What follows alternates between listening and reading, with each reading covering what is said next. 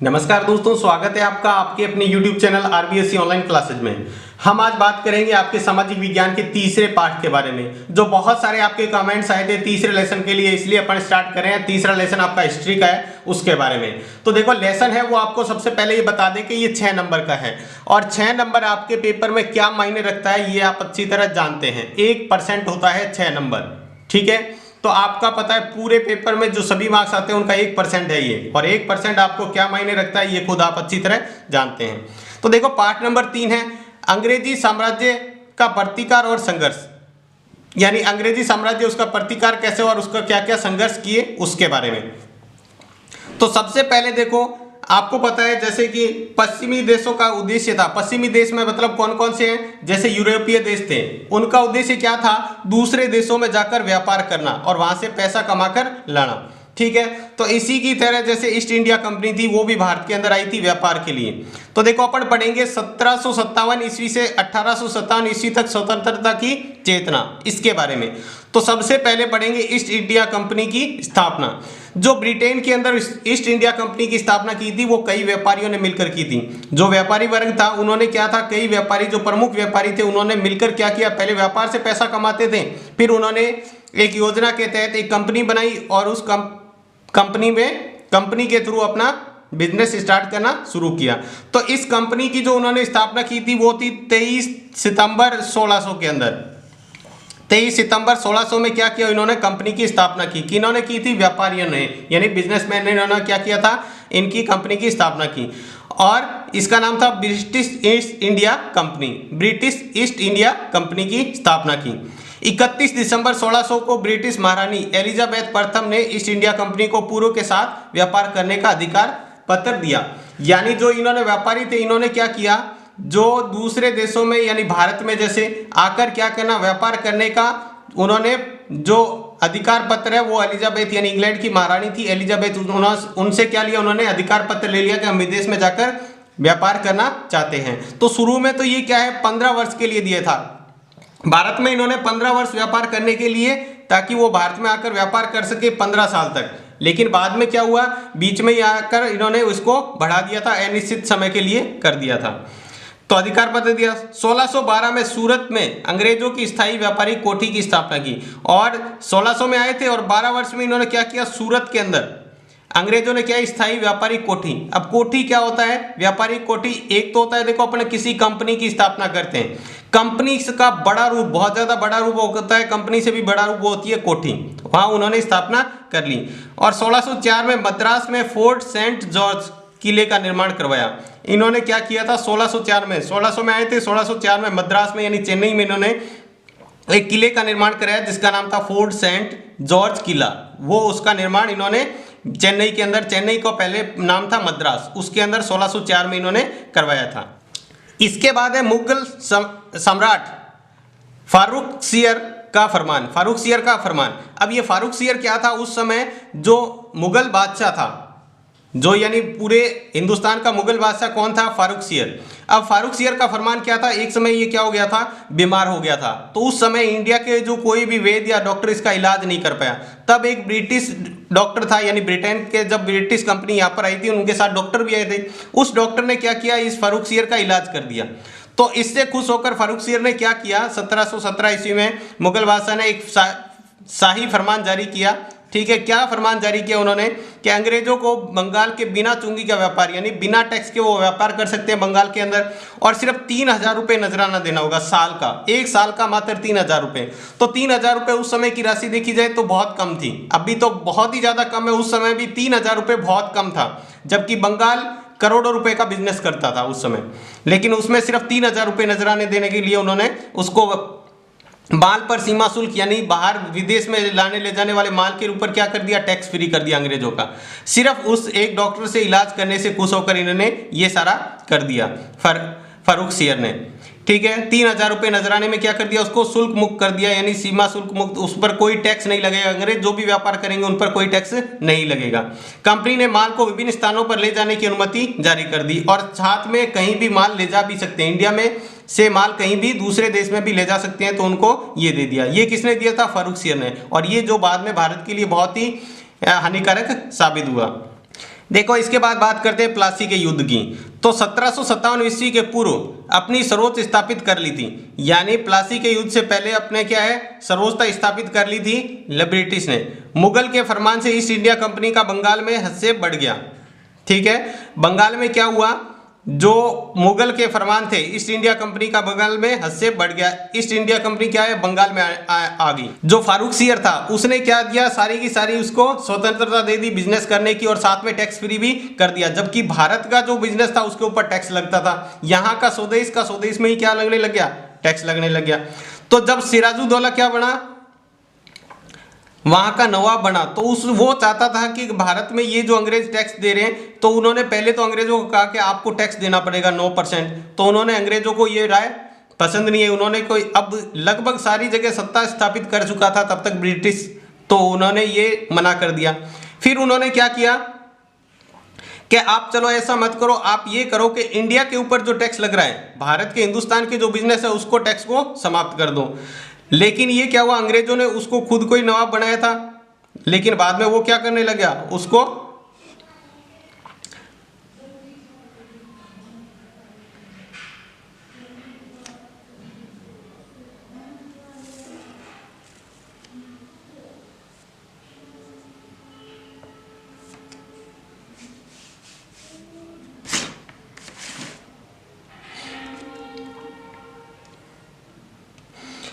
तो देखो 10 अप्रैल 1756 ईस्वी को बंगाल के नवाब अलीवर्दी की मृत्यु हो गई।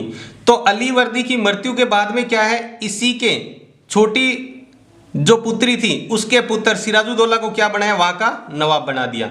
तो नवाब बनाने के बाद में क्या हुआ, अब उसको नवाब बना दिया तो उसका दूसरे लोग क्या चाहते थे, खुद नवाब बनना, तो उससे क्या हुआ, आपसी मतभेद हो गया, जिससे क्या हुआ, अंग्रेजों को फायदा उठाया।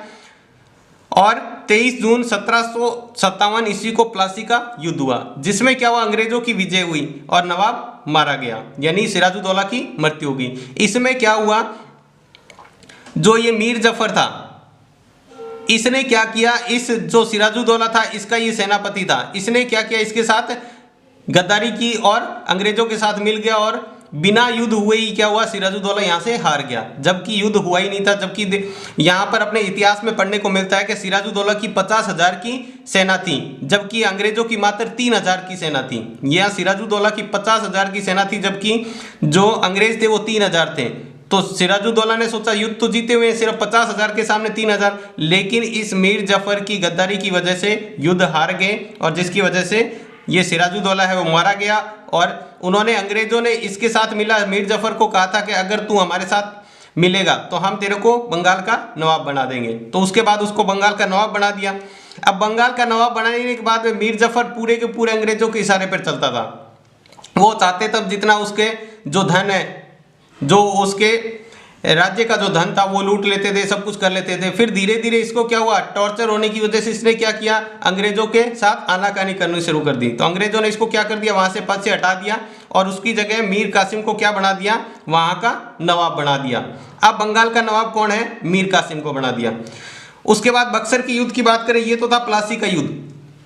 बक्सर के युद्ध की बात करें तो आर्थिक मामलों में विभिन्न सुविधाओं को लेकर मीर कासिम व अंग्रेजों के मध्य मतभेद बढ़ते गए। अब मीर कासिम था वो क्या था, हालांकि उसने अंग्रेजों ने बनाया था इसको नवाब तो, लेकिन मीर कासिम क्या था, पूरा का पूरा हिंदुस्तान का सपोर्ट करता था। लेकिन वो बनने के बाद में वो धीरे धीरे ये चाहता था कि भारत की जो स्थिति है उसको सुधारा जाए और इन अंग्रेजों को यहाँ से बाहर निकाला जाए, यानी सत्ता वापस हिंदुस्तान की होनी चाहिए। तो इसने क्या किया, मीर कासिम ने अंग्रेजों के मध्य, तो इसको पता चला तो अंग्रेज और इन दोनों के बीच में मतभेद होने लग गया। तो अंग्रेजों और इनके बीच मतभेद होने से जिसके परिणाम स्वरूप 22 अक्टूबर 1764 को बक्सर का युद्ध हुआ। अब ये जो मीर कासिम चाहता था कि जो अब अंग्रेजों के जो माल था यहाँ पर इंडिया में जो बिकता था उसका पर कोई टैक्स नहीं लगता था, तो वो सस्ता बिकता था, ठीक है, कीमत कम होती थी। जबकि इंडिया का बना हुआ जो हिंदुस्तानी व्यापारी थे उनके ऊपर माल के ऊपर टैक्स लगता था, जिसकी वजह से वो महंगा बिकता था, तो लोग उसको खरीदते नहीं थे। तो मीर कासिम ने अंग्रेजों को कहा जो इंडिया के ऊपर टैक्स लग रहा है उसको बंद कर दो। तो अंग्रेजों वो बंद करना नहीं चाहते थे, तो उसके ऊपर गद्दारी की वजह से उसने क्या किया, मीर कासिम ने अवध का नवाब था सिराजुद्दौला, मीर कासिम ने अवध के जो राजा था सिराजुद्दौला नवाब, और जो मुगल बादशाह था शाह आलम द्वितीय, इसके साथ मिलकर क्या किया, इन तीनों ने मिलकर क्या किया, अंग्रेजी सेना के साथ युद्ध किया, जिसको अपन बक्सर का युद्ध कहते हैं। ठीक है, कौन कौन था इसमें? मीर कासिम ने किसको मिलाया था? सिराजुद्दौला जो अवध का राजा था, नवाब था, और शाह आलम जो क्या था? मुगलों का बादशाह था। ठीक है, इससे अंग्रेजी विजय हुई, लेकिन इस युद्ध में कौन हुआ? अंग्रेजी, यानी अंग्रेज क्या हुए? जीत गए। देखो इसके बाद क्या है, अंग्रेजों ने जैसे ही अंग्रेजों की विजय हुई तो उन्होंने क्या किया? बिहार, बंगाल और उड़ीसा उसका पर दीवानी अधिकार कर लिया, यानी जो भी टैक्स वगैरह थे उनके ऊपर पूरा का पूरा अधिकार किसने कर लिया? अंग्रेजों ने कर लिया। ठीक है, और जिससे भारत में उद्योगों और व्यापार में क्या हुआ? बहुत बड़ी हानि हुई, बहुत बड़ा नुकसान हुआ। उसके बाद अंग्रेजों तथा मराठा व मैसूर से संघर्ष, यानी अंग्रेजों का मराठों से और अंग्रेज का मैसूर से जो संघर्ष हुआ उसके बारे में बात करेंगे। तो देखो 1772 ईस्वी में पेशवा माधव राव की मृत्यु के बाद उसका भाई नारायण पेशवा बना, यानी पेशवा मतलब वहां का जो राजा जिसको कह सकते हैं वो बना, शासक बना। परंतु पूर्व पेशवा का चाचा रघुनाथ राव स्वयं पेशवा बनना चाहता था, यानी वो स्वयं क्या करना चाहता था? पेशवा बनना चाहता था। रघुनाथ राव, यानी उसका पहले माधव जो राव था उसकी मृत्यु हो गई और उसका भाई नारायण राव पेशवा बन गया, लेकिन उसके जो पूर्व था माधव, इसका चाचा था, वो बनना चाहता था, स्वयं पेशवा बनना चाहता था। ठीक है, तो 6 मार्च 1775 को उसने अंग्रेजों के साथ सूरत की संधि कर ली, यानी जो रघुनाथ था इसने क्या किया? अंग्रेजों के साथ मिलकर उसकी संधि कर ली, जिसमें अंग्रेज रघुनाथ राव को पेशवा बनाने की मदद करेंगे और पेशवा अंग्रेजों को बेसिन और सालसेट तथा सूरत की लगान का आधा भाग देगा। यानी उन्होंने ये संधि कर ली, इसके साथ ही अंग्रेजों के साथ मिल गया और अंग्रेजों के साथ मिलकर रघुनाथ ने क्या किया? इस तरह की डील कर ली कि जो अंग्रेज उसको क्या करेंगे? वहां का पेशवा बना देंगे। ठीक है, अंग्रेज क्या करेंगे? उसको रघुनाथ को पेशवा बना देंगे, जबकि क्या करेगा वो? पेशवा बनने के बाद अंग्रेजों को बेसिनिस्तान का और सालसेट का और सूरत का जो भी लगान होगा उसका आधा भाग अंग्रेजों को देगा। इससे मराठा तथा अंग्रेजों के बीच संघर्ष की स्थिति आ गई, जिससे क्या हुआ? मराठों ने सोचा ये तो मराठा होकर उसका साथ दे रहा है, तो इससे क्या हुआ? मराठों और अंग्रेजों के बीच संघर्ष हुआ, यानी युद्ध हुआ। अब इसके कौन कौन से युद्ध हुए वो पढ़ते हैं। सबसे पहले अपन पढ़ेंगे आंग्ल मराठा युद्ध, यानी अंग्रेजों और मराठों के बीच जो युद्ध हुआ था उसके बारे में अपन बात करेंगे। तो 18वीं शताब्दी में क्या था? मराठों का बहुत ज्यादा वर्चस्व था, शक्तिशाली थे मराठा 18वीं शताब्दी में। लेकिन धीरे धीरे क्या हुआ? मराठा क्या होने लगे? जो पानीपत का युद्ध हुआ था 14 जनवरी 1761 को, उसके बाद मराठा क्या हो गए? कमजोर होने लगे। ठीक है, तो उससे क्या हुआ? कमजोर होने लगे तो फिर क्या हुआ? जो आपको बताया था स्थिति आई कि उसको नारायण को वहां पर पेशवा बना दिया, जबकि रघुनाथ क्या था? उसका चाचा रघुनाथ क्या बनना चाहता था? पेशवा बनना चाहता था, जिससे मराठों और आंग्लों के बीच, अंग्रेजों के बीच क्या हुआ? संघर्ष हुआ। तो देखो इसमें 3 संघर्ष हुए, 3 युद्ध हुए। ठीक है, 3 युद्ध में पहला है प्रथम आंग्ल मराठा युद्ध, जो कब हुआ था? 1775 से 1782 ईस्वी तक चला था। 1775 से लगाकर 1782 ईस्वी तक चला था। 1775 में मराठों व अंग्रेजों के बीच युद्ध छिड़ गया, जिसमें अंग्रेजी सेना ने पराजय हुई और 29 जनवरी 1799 को बाड़गांव की अपमानजनक संधि करनी पड़ी, यानी 1775 में मराठों और अंग्रेजों के बीच युद्ध हुआ। ठीक है, जिसमें क्या हुए? अंग्रेज हार गए, तो अंग्रेजों को क्या करना पड़ा? मराठों के साथ संधि करनी पड़ी, एक आपत्तिजनक संधि, यानी हारने के बाद में जैसा मराठों ने कहा उनको वैसा करना पड़ा। ये संधि कब हुई? 29 जनवरी 1799 को हुई, जिसको कहते हैं बड़गांव की संधि। ये बड़गांव की संधि, ये आपका प्रश्न 2019 के अंदर इसके ऊपर प्रश्न आया था। ठीक है, संधि करनी पड़ी। संधि में क्या कहा? जो भी मराठों ने, जो पहले अंग्रेजों ने मराठों से जो स्थान जीते थे, ठीक है, वो उनको वापस करने पड़े। जो उन्होंने स्थान जीत रखे थे वो क्या करने पड़े? उनको वापस करने पड़े और 41,000 रुपये उनको जुर्माना भी देना पड़ा मराठों को। कितने? 41,000 रुपये भी देने पड़े। उस समय 41,000 रुपये दिए और साथ में जो अंग्रेजों ने पहले मराठों से जो स्थान जीता था वो भी उनको वापस देना पड़ा। उसके बाद है द्वितीय आंग्ल मराठा युद्ध। ये चला था 1802 से 1805 तक। पहला चला था 1775 से 1782, दूसरा चला था 1802 से 1805 ईस्वी तक। इसमें क्या हुआ? इसमें संघर्ष में मराठा सरदारों को अलग अलग अंग्रेजों से युद्ध किया और पराजय हुए, यानी अलग अलग मराठा जो सरदार थे उन्होंने क्या किया, यानी जो उनके शासक थे उन्होंने क्या किया? अंग्रेजों से युद्ध किया और अलग अलग वो क्या है? अंग्रेजों से हारे। तो देखो 1803 में भोसले पराजय, यानी भोसले थे, उनको क्या हुआ? पराजय का सामना करना पड़ा अंग्रेजों से। ये भोसले थे, ये अंग्रेजों से हारे और उनको कौन सी संधि करनी पड़ी? देवगांव देवगांव की संधि, अंग्रेजों से संधि करनी पड़ी जिसको कहते हैं देवगांव की संधि। ये संधि हुई थी 17 दिसंबर 1803 को। 17 दिसंबर 1803 को देवगांव की संधि हुई, यानी जैसा फिर अंग्रेजों ने कहा उसको स्वीकारना पड़ा। वहीं 1803 में एक और सिंधिया पराजय हुआ, सिंधिया वो भी अंग्रेजों से पराजय हो गया और उनको सुरजी अर्जुन की संधि हुई, सुरजी अर्जुन गांव की संधि हुई। अंग्रेजों और इसके बीच, सिंधिया के बीच सुरजी अर्जुन गांव की संधि हुई, जो हुई थी इससे 13 दिन बाद में, यानी 30 दिसंबर 1803 को। ये 17 दिसंबर 1803, ये 30 दिसंबर 1803 को। फिर 1806 में होलकर, जो होलकर है वो भी क्या हुआ, अंग्रेजों से पराजय हो गया। ये भी मराठा था जो अंग्रेजों से पराजय होगा और इसने राजघाट की संधि की, राजघाट की संधि की, जो जनवरी 1806 में हुई। ये देखो दिसंबर, ये जनवरी, ठीक है।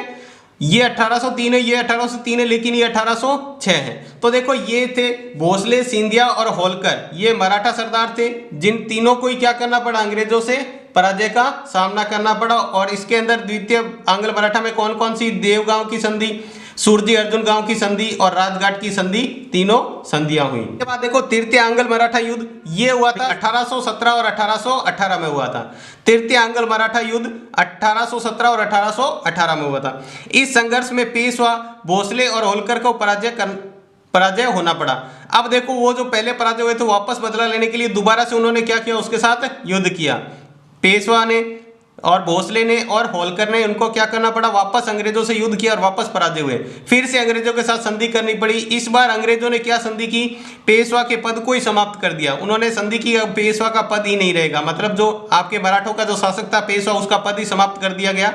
और जो लास्ट पेशवा था उसको क्या किया, 8 लाख रुपए वार्षिक पेंशन देना शुरू कर दिया, यानी हर साल उसको 8 लाख रुपए देंगे और साथ में बिठूर स्थान दे दिया, वहां पर भेज दिया कि आप वहां पर रहो, ये स्थान आपको दे दिया गया है और साथ में 8 लाख रुपए आपको वार्षिक पेंशन दिया जाएगा। तो ये था तृतीय आंग्ल मराठा युद्ध। तो ये इस तरह से आंग्ल मराठा के 3 युद्ध हुए थे, 3 संघर्ष हुए थे जो ये हैं। उसके बाद है आंग्ल मैसूर संघर्ष, यानी ये तो था आंग्ल मराठा, अब है आंग्ल मैसूर संघर्ष। तो देखो प्रथम आंग्ल मैसूर संघर्ष 1767 में हैदर अली ने ब्रिटिश प्रभाव वाले क्षेत्रों को आक्रमण कर दिया और अंत में अंग्रेजों को पराजय हुई और अंग्रेजों ने हैदर अली के साथ 4 अप्रैल 1769 को मद्रास की संधि करनी पड़ी। देखो जो मैसूर का राजा था हैदर अली, इसने क्या किया,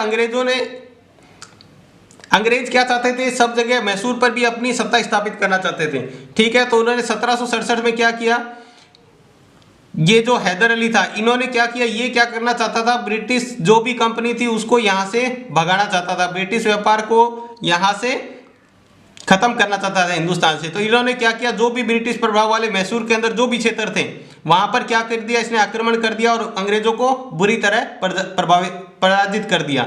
और अंग्रेजों को फिर क्या करना पड़ा, आपत्तिजनक यानी अपमानजनक संधि करनी पड़ी उनके साथ। 4 अप्रैल 1769 को उन्होंने क्या किया, उनके साथ संधि की, किसके साथ, हैदर अली के साथ, और जो कहलाती है मद्रास की संधि। इस संधि के तहत जो भी मराठों ने पहले इसके क्षेत्र जीते थे, सॉरी अंग्रेजों ने जो भी पहले इनसे क्षेत्र जीते थे, तो उनको वापस करने पड़े। जो पराजय पहले अंग्रेजों ने इनके क्षेत्र जो जीत लिए थे वो उनको वापस देने पड़े। और द्वितीय आंग्ल मैसूर संघर्ष, उसके बाद है द्वितीय आंग्ल मैसूर संघर्ष। जो द्वितीय संघर्ष हुआ वो जुलाई 1780 में हैदर अली ने निजाम व मराठों के साथ मिलकर अंग्रेजों को पराजित किया। अब क्या किया, दोबारा से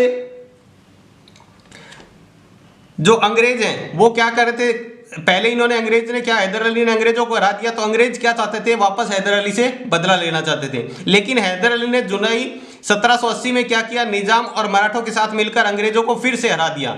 लेकिन 7 दिसंबर 1782 को हैदर अली की मृत्यु हो गई। वहीं क्या हुआ, पहले दोबारा से उनको हरा दिया, लेकिन 7 दिसंबर 1782 को क्या हुआ, हैदर अली की मृत्यु हो गई। और उसका पुत्र था टीपू सुल्तान, जिसको क्या बनाया गया, वहां पर शासक बना दिया। उसके ऊपर सारी की सारी जिम्मेदारियां टीपू सुल्तान पर आ चुकी थी।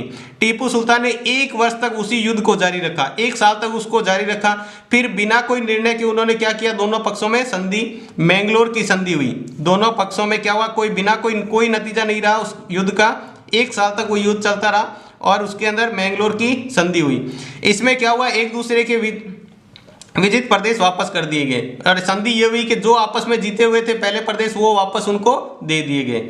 उसके बाद तृतीय आंग्ल मैसूर संघर्ष हुआ। तृतीय आंग्ल मैसूर संघर्ष, टीपू मालवार की सुरक्षा हेतु कोचीन स्थित डच दुर्ग कानगनूर व आईकोट को खरीदना चाहता था। अब ये क्या करना चाहता था, टीपू मालवार की सुरक्षा के लिए कोचीन में स्थित डच दुर्ग, कोचीन में जो डच दुर्ग था, ठीक है, उसको कानगनूर व आईकोट को खरीदना चाहता था। लेकिन अंग्रेज समर्पित ट्रावनकोर के राजा ने इन्हें खरीदने पर टीपू को नाराज कर दिया। यानी जो ट्रावनकोर था, अंग्रेजों का राजा था ट्रावनकोर, जो अंग्रेजों का शासन वहां पर शासन था, तो उसने क्या कर दिया, इसको खरीदने से मना कर दिया, यानी टीपू सुल्तान को देने से इसको मना कर दिया। तो अप्रैल 1790 में टीपू सुल्तान ट्रावनकोर पर आक्रमण कर दिया। 1790 ने क्या किया, नहीं मिलने के बाद जो टीपू सुल्तान था उसने अप्रैल 1790 में वो ट्रावनकोर था उसके ऊपर आक्रमण कर दिया। तो देखो, जैसे ही टीपू सुल्तान ने ट्रावनकोर पर आक्रमण किया था, उधर से कॉर्नवालिस ने क्या किया, कॉर्नवालिस ने विशाल सेना के साथ मैसूर पर आक्रमण कर दिया। टीपू सुल्तान ने उधर ट्रावनकोर पर आक्रमण किया, इधर पीछे से कॉर्नवालिस ने क्या किया, विशाल सेना के साथ मैसूर पर आक्रमण कर दिया। तो टीपू सुल्तान ने बहुत ही वीरता के साथ उनका सामना किया, ठीक है। लेकिन अंत में क्या हुआ, टीपू सुल्तान को 23 फरवरी 1792 को श्रीरंगपट्टनम की संधि करनी पड़ी। यानी बहुत ज्यादा संघर्ष करने के बाद में अंत में उसको क्या करना पड़ा, श्रीरंगपट्टनम की संधि करनी पड़ी। ये कौन सी संधि है, श्रीरंगपट्टनम की, 23 फरवरी 1792 में हुई थी, ठीक है। इसमें मैसूर का आधा भाग उसको क्या क्या देना पड़ा, देखो इस संधि में क्या क्या बातें हुई। एक तो मैसूर का आधा भाग उनको दे दिया, ठीक है, साथ में 3 करोड़ राशि भी उनको दे दी, और साथ में 2 पुत्रों को अंग्रेजों ने क्या बना लिया, बंधक बना लिया था। ये उसका तृतीय आंग्ल मैसूर संघर्ष हुआ था। तो टीपू ने क्या किया था, मालबार की सुरक्षा के लिए कोचीन की स्थित डक दुर्ग, कानूर और आईकोट को खरीदना चाहता था। लेकिन उसने क्या किया, अंग्रेज शासित जो क्षेत्र था उन्होंने देने से मना कर दिया। तो मना करने के बाद टीपू को क्या हुआ, गुस्सा आया, और उसने क्या किया, ट्रावनकोर पर आक्रमण कर दिया। लेकिन ट्रावनकोर पर जैसे ही आक्रमण किया तो पीछे से क्या किया, कॉर्नवालिस ने क्या कर दिया, विशाल सेना के साथ मैसूर पर आक्रमण कर दिया। तो मैसूर पर आक्रमण करने के बाद में टीपू सुल्तान जो काफी संघर्ष करना पड़ा, लेकिन उसने क्या किया, अंत में जाते हुए जब 23 फरवरी 1792 को उसको श्रीपट्टनम की संधि करनी पड़ी, मजबूरन उसको लास्ट में जाते हुए इसकी संधि करनी पड़ी। उसमें उसका मैसूर का आधा भाग चला गया, 3 करोड़ राशि भी देनी पड़ी, और साथ में उसके 2 पुत्रों को भी अंग्रेजों ने बंधक बना लिया था। उसके बाद लास्ट है चतुर्थ आंग्ल मैसूर युद्ध। जो चतुर्थ लास्ट आंग्ल मैसूर युद्ध हुआ था 1798 में, ईस्ट इंडिया कंपनी का governor burn Lord Wellesley Bharat आया। 1798 में क्या हुआ, जो ब्रिटिश ईस्ट इंडिया कंपनी का गवर्नर था वेलेजली, कौन था, वेलेजली, वो भारत आया और टीपू सुल्तान को समाप्त करने की वो क्या करना चाहता था, इस टीपू सुल्तान को वहां से हटाना चाहता था, उसको समाप्त करना चाहता था और मैसूर को अंडर में, खुद के अंडर में लेना चाहता था। तो उसने क्या किया, एक साजिश की कि उसको सहायक संधि करना चाहता था। वो चाहता था कि टीपू सुल्तान के सहायक संधि करके उसको वहां से हटा दिया जाए। लेकिन टीपू सुल्तान ने उस संधि को क्या कर दिया, अस्वीकार कर दिया, उस संधि को ही स्वीकार नहीं किया। तो अप्रैल 1799 में क्या किया, टीपू सुल्तान के खिलाफ उन्होंने क्या कर दिया, अभियान चला दिया। 1799 अप्रैल 1799 में टीपू सुल्तान के खिलाफ उन्होंने अभियान प्रारंभ कर दिया और 4 मई 1799 को श्रीरंगपट्टनम दुर्ग जीत लिया। और उन्होंने क्या किया, इसके खिलाफ अभियान चलाने के बाद 4 मई 1799 को क्या हुआ, देखो अप्रैल में उन्होंने उसके खिलाफ अभियान चलाया और 4 मई को उन्होंने श्रीरंगपट्टनम के दुर्ग को जीत लिया और मैसूर की स्वतंत्रता समाप्त हो गई। और मैसूर पर जो उनकी स्वतंत्रता थी, टीपू सुल्तान की अंग्रेजों से जो स्वतंत्र था, वो उसकी स्वतंत्रता समाप्त हो गई, वो उसके अधीन में हो गया और टीपू सुल्तान संघर्ष करता हुआ मारा गया। टीपू सुल्तान उसको बचाने के चक्कर में क्या हुआ, इसका अंत हो गया। तो ये था आंग्ल मैसूर संघर्ष। ये भी काफी इंपॉर्टेंट है, आप इसको अच्छी तरह कर सकते हो। तो आज की क्लास में बस इतना ही। क्लास आपको कैसी लगी हमें कमेंट बॉक्स में लिखकर जरूर बताएं। अगर आपको क्लास अच्छी लगी है तो लाइक करें। और आज की क्लास में बस इतना ही। धन्यवाद।